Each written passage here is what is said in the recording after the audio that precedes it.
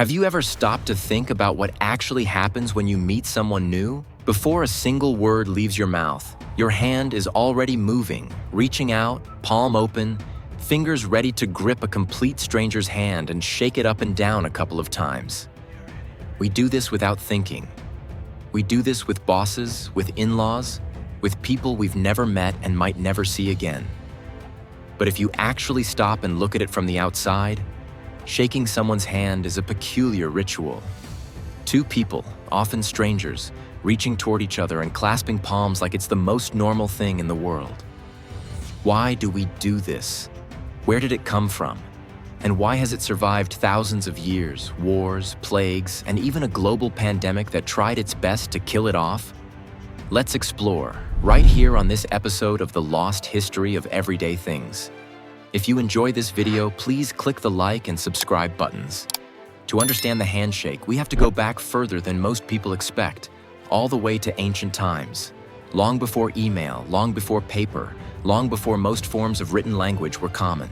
Historians and archaeologists have found evidence of handshake-like gestures carved into artifacts from ancient Greece and the ancient Near East, some dating back thousands of years. One popular theory is brutally simple.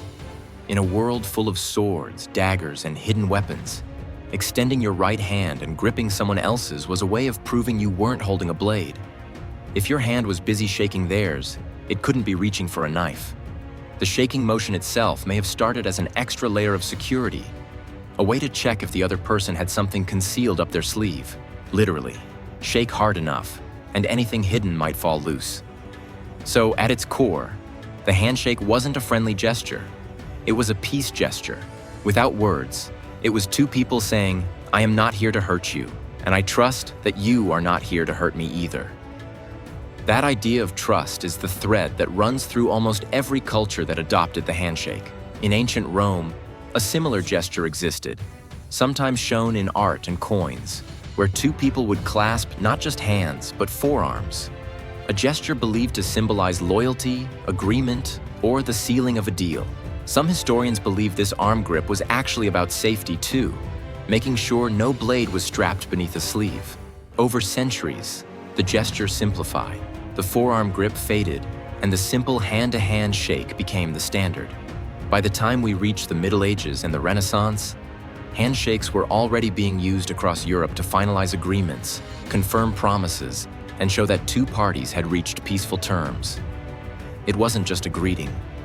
It was practically a legal seal, a way of saying our word is binding, sealed not with paper, but with skin. It's worth pausing here on something most people never think about.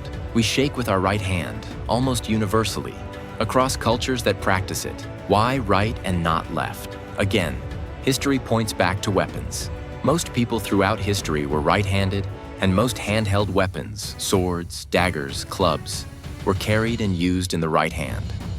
So offering your right hand wasn't just a friendly gesture, it was a literal disarmament. You were offering your weapon hand for a peaceful clasp instead of a violent strike. Even today, offering your left hand in many cultures can be seen as rude or suspicious, an old echo of a time when the right hand meant peace and the left hand meant something else entirely.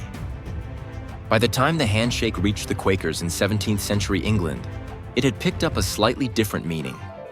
The Quakers were known for rejecting more elaborate, hierarchical greetings of the time, like bowing or tipping a hat, gestures that reinforced class differences between nobles and commoners. Instead, they popularized the simple handshake as a more egalitarian greeting, a gesture that treated everyone, rich or poor, lord or servant, as equals. A bow could be deep or shallow depending on someone's rank. A handshake, though, was just a handshake. Two hands, one grip, no hierarchy required. This idea slowly spread across the Western world, and the handshake eventually overtook bowing, curtsying, and other rank-based greetings as the go-to gesture for business, politics, and everyday introductions. By the 19th and 20th centuries, the handshake had become deeply tied to character and trustworthiness, especially in business culture. A firm handshake was said to reveal confidence, honesty, and competence. A weak or limp handshake, on the other hand, was treated as a red flag, a sign of nervousness, dishonesty, or even weakness of character. Entire books on business etiquette dedicated pages to the proper handshake. Not too hard, not too soft. Eye contact required. A couple of firm pumps, then release. It became so symbolically loaded that people genuinely believed they could judge someone's entire personality within the first 3 seconds of gripping their palm. Job interviews, business deals, political alliances, all of them, at some point, were sealed or broken by the quality of a handshake. And speaking of politics, the handshake became a powerful tool of diplomacy too. Photographs of world leaders shaking hands have ended wars, started peace talks, and symbolized historic reconciliations. A handshake between former enemies can carry more emotional weight than an entire signed treaty, because unlike paper, a handshake is physical, immediate, human. It says, in real time, in front of cameras and history books, we are choosing peace, right here, right now. But let's bring this back down to something a little less historic and a little more uncomfortable, something almost nobody likes to admit. In my opinion, shaking someone's hand is a peculiar ritual, and honestly, kind of a strange one to keep doing in the modern world. Think about it. We walk around touching doorknobs, elevator buttons, gas pumps, gym equipment, and then, without missing a beat, we extend that same hand to a stranger and shake firmly, sometimes for several seconds. And here's the part nobody likes to say out loud. Some people may not wash their hands as often as they should. Public restrooms exist, and studies on hand hygiene have shown again and again that a noticeable percentage of people skip washing their hands entirely or rinse for barely a second or two. Yet we still reach out, grip a stranger's hand, sometimes immediately after they've left a restroom, and think nothing of it. It's a gesture built entirely on trust, not just trust that someone isn't hiding a weapon like our ancestors worried about, but trust that they've practiced basic hygiene, which, statistically, is a much shakier bet than most of us would like to admit. This isn't just a germaphobe's complaint either. During the height of the COVID-19 pandemic, handshakes practically disappeared overnight. Doctors, scientists, and public health officials openly questioned whether the handshake, this centuries-old symbol of trust and peace, was actually one of the most efficient ways to spread illness between two people. Elbow bumps, fist bumps, slight nods, and even simple waves quickly took over as substitutes. For a while, it seemed like the handshake might fade into history entirely, replaced by safer, more sanitary greetings. And yet, slowly, it crept back. Business meetings resumed handshakes. Politicians went right back to gripping palms for cameras. Old habits, especially ones with centuries of cultural weight behind them, are remarkably hard to kill off completely. So why does it survive, despite the awkwardness, despite the germs, despite faster and arguably more hygienic alternatives like a simple nod or a wave? Maybe because the handshake still does something those other gestures do not. It's deliberate.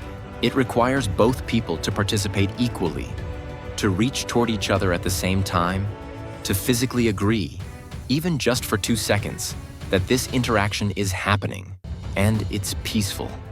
A wave can be ignored. A nod can be half-hearted. But a handshake demands a small, mutual commitment from both sides. What's fascinating, much like the stories of why we say please and thank you, is how a gesture born from suspicion and the fear of hidden weapons slowly transformed into a universal symbol of trust, equality, and even friendliness. It traveled from ancient battlefields, through Roman forearms, through Quaker meeting halls, into modern boardrooms, and somehow survived a pandemic that tried to wipe it out entirely. So the next time you reach out to shake someone's hand, firm grip, brief eye contact, maybe a quick thought of, how recently have they washed their hands? You're not just saying hello. You're participating in a ritual that's been quietly proving peaceful intentions for thousands of years. Thank you for watching this episode. If you have thoughts or suggestions for upcoming videos, please share them in the comments section.